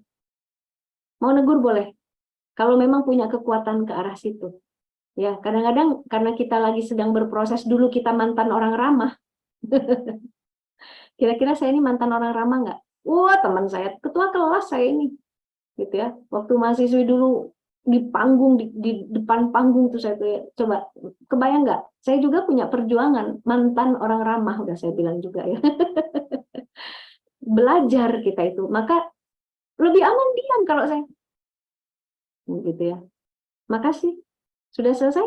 Pulang. Udah gitu. Soalin lu, udah jangan dijawab. Gitu. Karena menjawab kepada orang yang ilmunya belum nyampe kadang-kadang percuma. Ya. Nah, biar sampai kemudian kita tuh dikenal orang, jangan dah sama dia ngomong-ngomong itu, nggak akan ditanggapi. Alhamdulillah. Kalau sampai ada cap seperti itu, yang pasti, kejam tuh suka mukul pakai rotan, nah itu jangan begitu. Suka ngelempar buku tuh ibu itu mentang-mentang bos, nggak begitu. Udah diam saja, diam. Dengan wibawa diam, tidak ramah. Karena apa? Ramah, mesra, wangi, merayu, itu tuh hanya pada suami. Jangan kebalik ibu-ibu. Ya, jangan kebalik. Berdandan, cantik, itu untuk suami, jangan kebalik. Ya. Bisa ya? Diterima ya, mudah-mudahan. Jadi dia balik lagi nanti ke arah pembicaraan yang profesional sesuai dengan kebutuhan tuntutan kerja, udah ya. Baik, berarti kalau di WhatsApp mungkin secara langsung bisa kita diemin aja gitu ya, Om. Diemin aja, diemin. Baik. Jangan nanti kita buat emot yang lucu-lucu untuk menanggapi gitu ya, enggak usah, diem aja. Tapi kalau kita bos di situ ya, tegur aja. Stop pembicaraannya, saya tidak suka. Dan gitu. Ya. Ya, lanjut pertanyaan selanjutnya nih. Bagaimana menanggapi permasalahan pacaran di zaman saat ini? Ya, pacaran itu pertama masalahnya kan ada di dalam mind kita masing-masing. Apa itu pacaran? Pacaran tuh pacaran tuh kita mau cari suami. Pacaran itu kan udah biasa. Ini kan pemikiran ini. Ya kan? Maka lawannya pemikiran apa? Itu dengan pikiran lagi. Seperti gini misalnya. Saya bilang sama Mbak Dila. Mbak Dila pakai jaket ya? Iya, betul. Tahu nggak Mbak Dila? Yang kemarin pakai jaket mati mendadak misalnya. Itu kan walaupun itu tuh kata-kata, tapi itu kan ingin mempengaruhi pikiran Mbak Dila, betul nggak? Ya, itu nggak benar ya Mbak Dila ya. Tapi bayangkan yang namanya apa yang kita sampaikan, apa yang kita keluarkan dari lisan kita, inilah dalam upaya merubah pikiran seseorang. Karena sebetulnya seseorang itu berubah karena apa yang ada dalam pikiran dia. Nanti besok Mbak Dila nggak mau lagi pakai jaket. Akhirnya dia melakukan karena dia gitu ya misalnya, terpengaruh. Maka menanggapi masalah pacaran ini, kita itu memang harus menanggapinya dengan dakwah. Ya, menjelaskan gitu ya. Dan itu berhadapan yang kedua ya, berhadapan dengan bentuk peradaban dunia yang saat ini memang mengagungkan liberalisme, kebebasan. Di situ kemudian kita itu harus merasa tertantang menampilkan Islam itu dulu juga peradaban mulia. Nah, itu yang terkubur dari umat Islam itu. Ya enggak? Terkubur. Nah, kita itu berusaha membongkarnya kembali, membongkarnya kembali. Karena itu sahabat-sahabat sekalian, upayakan hidup kita ini memang ada cita-cita besar dalam diri kita ini untuk bisa menyampaikan apa yang sudah hilang itu dari ajaran Islam. Disitulah letaknya kita itu akan menjadi penolong-penolong agama Allah. Harus ada begitu. Maka apa yang kita lakukan? Kita ingin belajar, ingin tahu, ingin diskusi, sampai kemudian tata cara menyampaikan bagaimana memandang pacaran. Bahwa pacaran ini sebetulnya adalah budaya yang dipersembahkan bukan dari Islam, tapi dia dari tata cara cara berpikir liberal, menuhankan kebebasan. Coba kalau anak-anaknya diajak ngomong seperti itu ya, sesuai dengan usianya, pasti dia akan, oh iya ya, gitu ya, oh iya ya, gitu. Apa hasil pacaran sekarang? Hamil di luar nikah, iya kan? Perkosaan, gitu kan? Minta legislasi usia pernikahan dimudahkan. Satu sisi perceraian tinggi. Memang bagus hasil-hasil pacaran? Enggak. Karena apa? Pacaran itu dosa. Udah gitu dalam pandangan Islam. Kholwat dilarang. Memandang yang seksis. Ya, semua dilarang. Dilanggar dalam pacaran itu. Maka berikutnya ya, gimana kalau anak kita itu udah mau pacaran? Maka harus diajak ngobrol. Sudah siap enggak menikah? Gitu. Menikah itu sebetulnya ada rasa ingin, ya memang ingin meluapkan, memuaskan rasa ingin punya pasangan yang syar'i. Nanti hamil, kalau perempuan enggak apa-apa. Tapi kalau pacaran hamil kan ini masalah.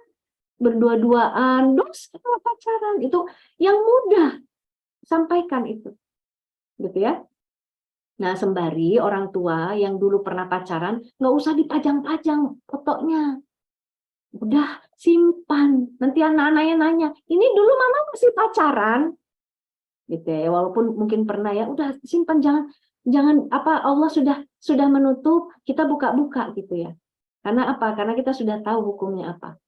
Nah, jadi silakan pacaran itu tanggapi dengan apa? Dengan pemikiran, menjelaskan, dengan dakwah, gitu ya, dan sambil membayangkan bahwasanya Islam itu punya solusi yang bukan pacaran, gitu ya. Baik, Om. Ya, di sini mungkin ada pertanyaan yang sama, cuma dari sisi pertemanan ya, Om. Bagaimana cara menegur teman yang pacaran dan tidak pakai kerudung? Mungkin kalau dia menegur tuh takut temannya dia sakit hati gitu. Saya senang sekali menjawab seperti ini dengan yang namanya berdakwah. Itu adalah persoalan jam terbang komunikasi. Gitu. Terus aja, jangan putus asa. Siapa yang bertanya namanya? Rianti. Ya, Mbak Rianti. Pertama mungkin ngomongnya pedes. Haram tahu. Gitu ya. Tapi kita akan kaget, oh teman kita nggak nerima. Tapi lama-lama kita akan punya cara yang lain. Emang kenapa harus dua-duaan? Gitu. Oh, nanti dia, oh begitu. Ya biasa tuh. Oh. Tapi sebenarnya ya berdua-duaan seperti itu haram. Haram kata siapa? Ya kata Allah. Di mana? Sebentar ya, saya cari dulu ya ayatnya. Saya cari catatan saya. Nanti ya, saya kirim ya lewat WA ya. Itu kan lebih, namanya jam terbangnya udah semakin tinggi kalau seperti itu. Gitu ya. Seneng nggak kalau Allah kasih pengalaman jam terbang tinggi dalam dakwah? Itu rezeki. Nah, saya bukan ingin memamerkan karena sudah dipamerkan oleh Mbak Dila. Tadi moto hidup saya apa? Nah, jadi itu saya itu sudah menjalaninya dari muda seperti itu. Maka ketika ada pramuka di tempat saya itu, jadi kakak binaannya ini menggandeng ini. Nah, gitu, paham? gitu ya. Saya mendekat naik sepeda karena di kompleks saya kan waktu itu. Kenapa? Saya bilang gitu. Ini Bu sakit. Oh, gini kalau itu anak ibu nggak ridho dipeluk-peluk begitu.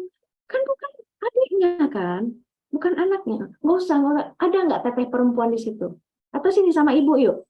Gitu cara. Jadi ibu nggak, kamu pramuka, nggak tahu diri, tahu ini haram. Nggak begitu. Oh iya Bu, nggak boleh, iya nggak boleh ya. Yuk ke rumah ibu aja yuk, ibu balur apa yuk. Nah gitu. Jadi apa yang kita sampaikan itu mudah-mudahan bisa nyampe dengan izin Allah, karena nggak semata-mata kepandaian kita loh, hidayah itu nyampe nggak, itu izin Allah. Kedua, kita tetap dianggap orang yang baik. Ibu ini baik ya gitu ya. Sama lagi misalnya mengingatkan anak-anak yang ngomong unjang anjing itu sama. Pulang ke Garut nih, iya Islam dong. Iyalah Tuhan Allah apa jing. Ibu ya Allah, nggak bisa nih kalau bus kita ini tabrakan. Nanti yang diucap tuh itu yang sering ibu dengar tadi jing terus. Ibu, iya ya jangan ya. Ya makasih ya Bu. Gitu. Jadi kalau kita, kamu udah orang Garut, kamu pasti kan Muslim kan kamu, gitu, udah dia nggak akan bisa nerima. Kalau saya rasa itu tuh bicara pengalaman saja. Jadi silakan bagaimana cara mengkomunikasikan, jangan putus asa, belajarlah melihat mimik ya, muka orang, suka nggak, ini gayanya kemana, ngomongnya harus seperti anak muda dan sebagainya. Wallahu a'lam bishawab. Itu yang bisa saya sampaikan ya untuk bagaimana cara menyampaikan. Yang pasti apa? Tulus ikhlas aja menyampaikan itu. Nanti Allah yang akan mengasah kemampuan kita. Gitu ya.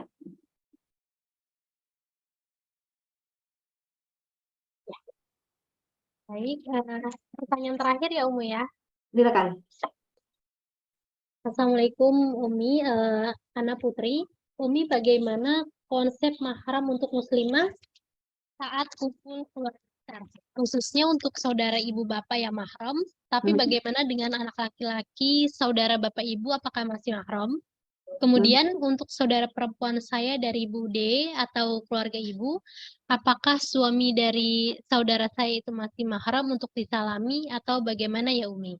Ya, jadi Mbak yang bertanya berarti menganggap bahwasanya salaman dengan laki-laki yang bukan mahram adalah haram, yaitu kita kan melihat seperti itu. Maka bagaimana cara melihat yang mahram itu? Pertama, kalau dia ayah kita tadi kan, ayah kita dalam An-Nur ayat 31 itu, kecuali kepada ayah itu sampai ke atas, kakaknya ayah itu mahram kita, adiknya ayah, laki-laki ya, laki-laki. Karena gini, kalau di An-Nisa ayat 23 itu tadi, laki-laki jangan menikahi perempuan ini nih, gitu.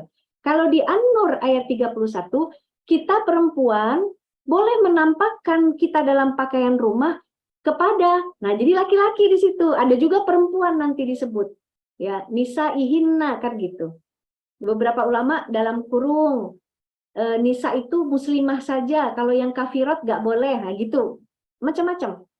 Nah jadi mari kita kategorikan, kalau itu ayah kita punya kakak, punya adik, paman, berarti itu masih mahram kita. Berikut, bagaimana dengan sepupunya bapak? Nah sepupunya bapak itu dengan bapak saja sudah tidak mahram. Sepupu bapak kita itu, apalagi kepada kita. Kita kan turun lagi kan di bawahnya kan. Nah begitu.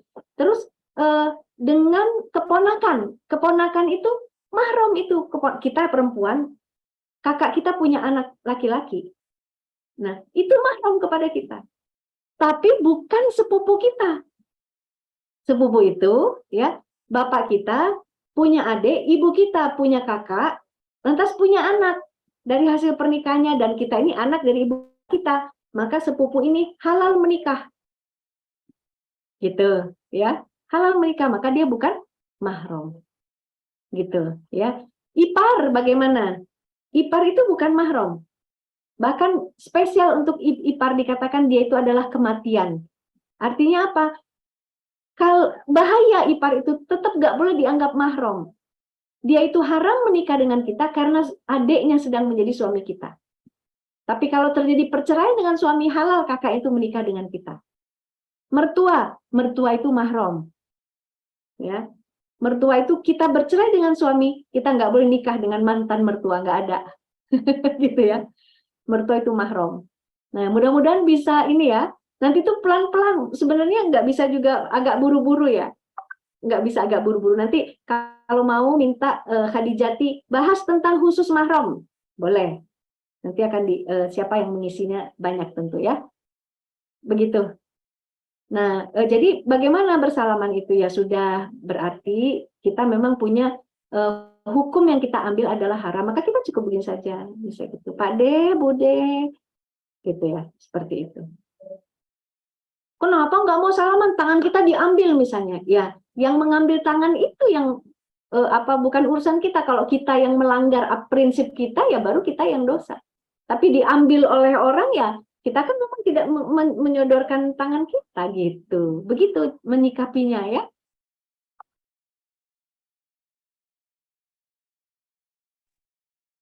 Baik, Iya. ya mungkin itu sudah pertanyaan terakhir ya, dan semoga terjawab untuk pertanyaan-pertanyaan yang telah ditanyakan dari peserta atau jamaah di kajian pada sore hari ini. Alhamdulillah. Baik, dengan tema ada muslimah untuk berteman dan bersaudara. Jadi ada berteman itu hanya karena Allah semata, lillahi wahdahu, seperti yang disampaikan Umi, atau tulus dalam pertemanan, serta bertemanlah untuk kebaikan. Jangan sampai pun kita berpikir untuk pergaulan dalam Islam itu nggak asik. Dan justru dalam Islam inilah pertemanan akan menjadi berkah dan aman karena sesuai dengan syariat. Masya Allah, Umu, untuk bahasannya kali ini, Alhamdulillah, untuk kajian Khadijati Muslimah kelas telah selesai ya. Baik, ditunggu kajian mengenai baik. Insya Allah ya untuk Ukti Rianti. Ya kita lanjut karena hari ini sudah selesai. Selanjutnya mungkin akan ditutup dengan doa dari Ummu Salamah, kemudian berfoto bersama. Baik, mungkin langsung saja Ummu. Boleh doa. Alhamdulillah, yuk kita berdoa sebentar ya. Memberikan doa itu hubungan yang silah yang kuat dengan Allah Subhanahu wa taala ya, karena kita sebetulnya menjadikan doa itu sebagai ibadah, inti dari ibadah. Hamdan syakirin, hamdan na'imin, hamdan yuafi ni'amahu wa yukafi'u mazidah. Ya Rabbana lakal hamdu kama yanbaghi li jalali wajhika wa azimi sultanik.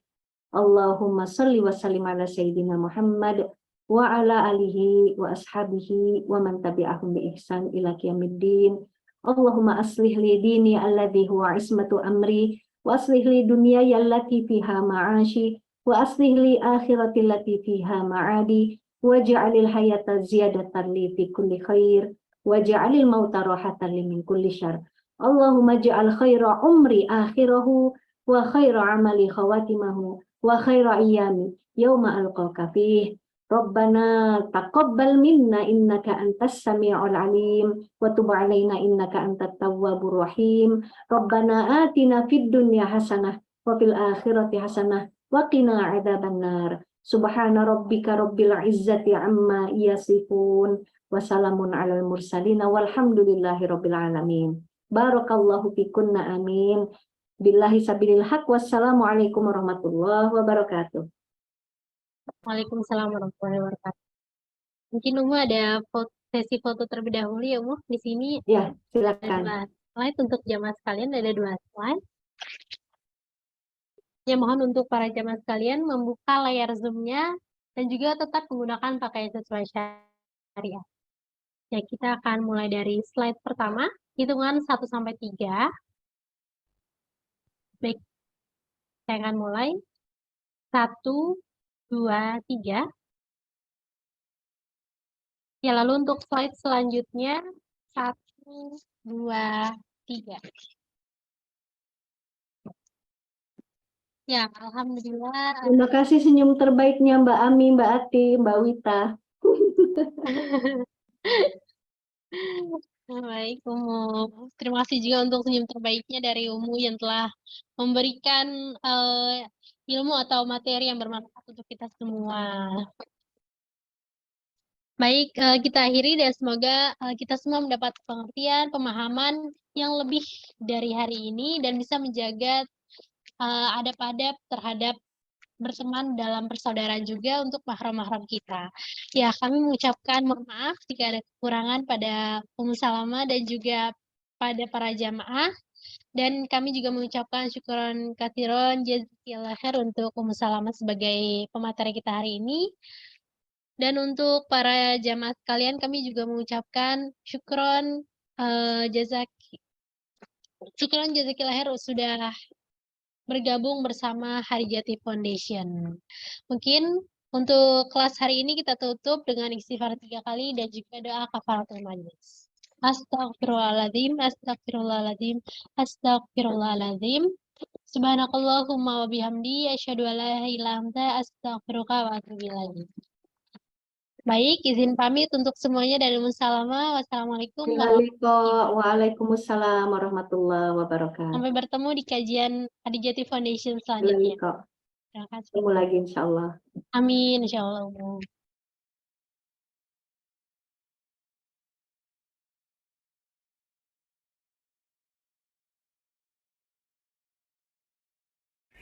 صدق الله